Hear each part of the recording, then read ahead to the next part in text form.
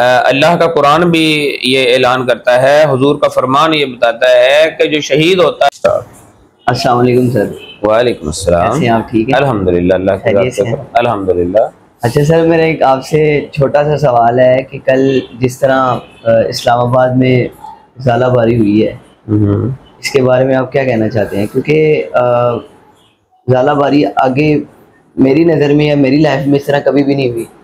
اچھا، بالکل۔ تو آپ اس بارے میں کیا رائے دیں گے؟ جی وعلیکم السلام۔ آپ کا بلال صاحب بہت اچھا سوال ہے کہ ایسی ژالہ باری جو ہے وہ پہلے کبھی نہیں ہوئی۔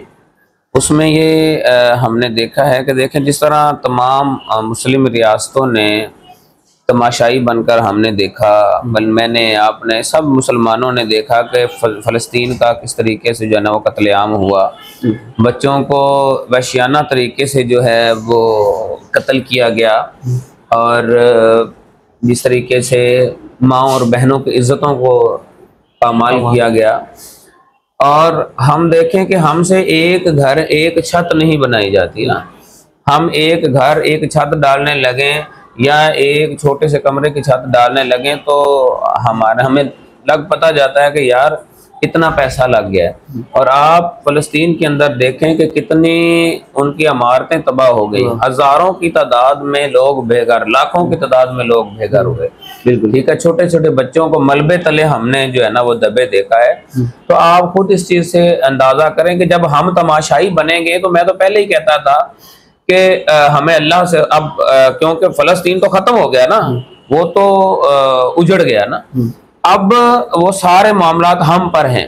اب ہمیں اپنے لیے استغفار شروع کر دینا چاہیے، استغفار شروع کر دینا چاہیے کہ جیسے ہم تماشائی بنے رہے ہیں، اللہ کی جو لاٹھی بڑی بے آواز ہے وہ کبھی بھی اس چیز کو نہیں سوچتی ہے۔ وہ کہتی ہے کہ میرے جو بندے تھے، اور وہ جگہ القدس وہ جگہ ہے جو ہمارا قبلہ اول ہے، جس کی طرف منہ کر کے میرے پیارے آقا صلی اللہ علیہ وسلم نے نمازیں پڑھی ہیں، وہ ہمارا قبلہ اول ہے۔ کہ جو اللہ کے گھر کی حفاظت نہیں کر سکتے تو پھر اللہ جو ہے وہ دکھاتا ہے کہ میں کیا کر سکتا ہوں۔ بالکل ایسے، ٹھیک ہے، تو اللہ نے، کیونکہ میں نے خود بھی اپنی لائف میں اس طرح کے جو ہے نا وہ ژالہ باری نہیں دیکھی ہے، آپ بھی بالکل صحیح فرما رہے تھے، چونکہ ہماری ایج آپ سے بڑی ہے، ہم نے نہیں دیکھی تو آپ نے کیسے دیکھی ہوگی، کہ اللہ نے یہ دکھایا ہے کہ یہ دیکھو، بالکل یہ دیکھو کہ میں کیا کر سکتا ہوں۔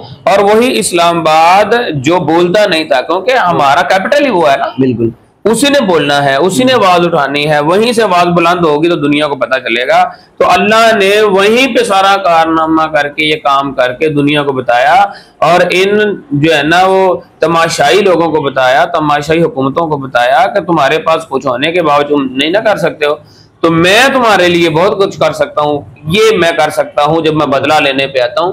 اگر تم ان کے تماشائی بن سکتے ہو تو وہ بھی تمہارا تماشا دیکھ سکتے ہیں۔ بالکل۔